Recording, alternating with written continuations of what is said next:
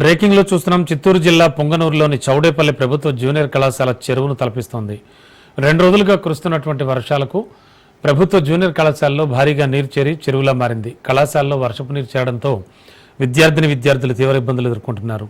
రాజ కాలువను ఆక్రమించి భవనాలు, ఇతర అక్రమ కట్టడాలు నిర్మించిన కారణంగా కళాశాలలకు భారీగా వరద నీరు చేరుతోందని స్థానికులు అంటున్నారు. కాలేజీలో వరద సమస్యను పరిష్కరించేందుకు ఉన్నతాధికారులు చర్యలు తీసుకోవాలని ప్రిన్సిపాల్ జయరామయ్య కోరారు.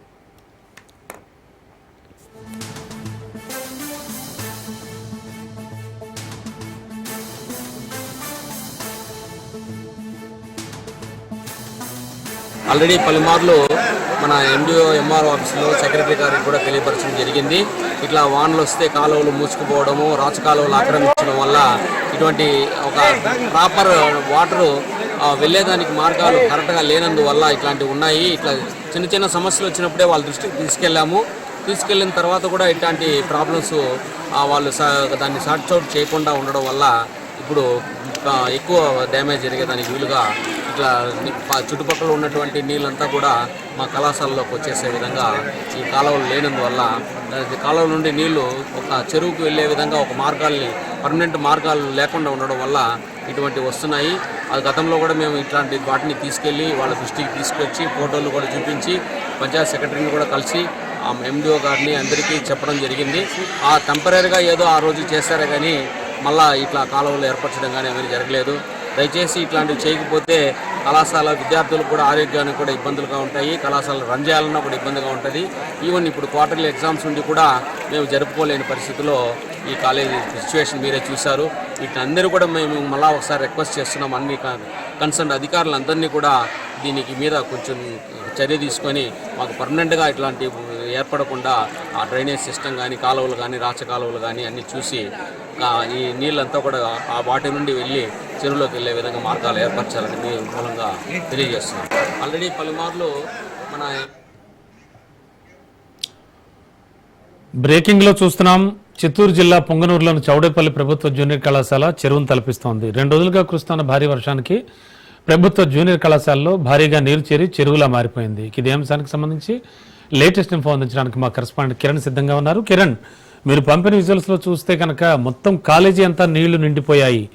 పిల్లల చదువులు ఎలా, అసలు ఉపాధ్యాయుల లెక్చరర్స్ ఏమంటున్నారు, ఎందుకు ఈ దుస్థితి? ఏదైతే గత 2 రోజుల నుంచి కురుస్తున్న భారీ వర్షాల కారణంగా చిత్తూరు జిల్లాలోని పొంగునూరు మండలం, అదేవిధంగా చౌడేపల్లిలో ఉన్న ప్రభుత్వ జూనియర్ కళాశాల పూర్తిగా జలమయమైందని చెప్పుకోవచ్చు. ముఖ్యంగా ఏదైతే జూనియర్ కళాశాలలో మొత్తం వరద నీరంతా వచ్చి ఒకసారి చేరడంతో చెరువును తొలగించే విధంగా ఉన్నది. అయితే అక్కడికి చదువుకోవాల్సిన విద్యార్థులంతా కూడా పూర్తిగా అంటే నిన్నటి నుంచి కూడా కాలేజీకి పూర్తిగా బయట చదువుకునే పరిస్థితి కనిపిస్తోంది. ఏదేమైనప్పటికీ గత 2 రోజుల నుంచి కురుస్తున్న ఈ వర్షాల నేపథ్యంలోనే అయితే చిత్తూరు జిల్లా వ్యాప్తంగా కురుస్తున్న వర్షాలకు భారీ వర్షాలు నూతన ప్రాంతాలంతా జలమైన వేస్తున్నాయి. అయితే మనం ముఖ్యంగా చెప్పుకోవాల్సింది చౌడేపల్లిలోని ప్రభుత్వ జూనియర్ కళాశాలకి పూర్తిగా వరద నీరు చేరడంతో అక్కడంతా జలమయంగా ఈ చెరువులు తలపించే విధంగా ఉంది. దీనికి ప్రధాన కారణం చుట్టుపక్కల కొన్ని ప్రాంతాల వారు అక్కడ అక్రమంగా కొన్ని కట్టడాలు కట్టడం నేపథ్యంలోనే వర్షపు నీరంతా ఒక్కసారిగా కళాశాలలోకి వచ్చి చేరడంతో పూర్తిగా చెరువులు తలపించే విధంగా అవుతుంది. అయితే అక్కడికి వచ్చిన విద్యార్థులు కావచ్చు, అదేవిధంగా ఉపాధ్యాయులు కావచ్చు, పిల్లలకు ఈ విధంగా టీచర్లు ఏ విధంగా పిల్లలకి పాఠాలు చెప్పాలా అనే విధంగా కూడా పూర్తి స్థాయిలో వైపు ఎదురు చూసే పరిస్థితి కనిపిస్తోంది. ఏదేమైనప్పటికీ ఇలాంటి ఘటనలు అంటే తరచూ కొద్దిపాటి వర్షానికి చెరువులు తలపించేలాగా ఈ ప్రభుత్వ కళాశాలలు పూర్తిగా జలమయమైన పరిస్థితి కనిపిస్తోంది. దీనిపైన పూర్తిగా అధికారులు స్పందించి వెంటనే దీనికి చర్యలు తీసుకోవాలని చెప్పేసి కూడా తల్లిదండ్రులు అంటే పిల్లల యొక్క తల్లిదండ్రులు కావచ్చు, అదేవిధంగా అక్కడ చదువుకునే జూనియర్ కళాశాలలో చదువుకునే పిల్లలు కావచ్చు ఏడుకునే పరిస్థితి అయితే కనిపిస్తా ఉంది.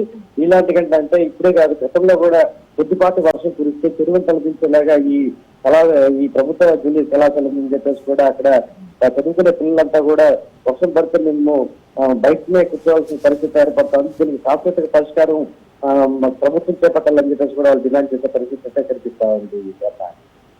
Okay, thank you Kiran.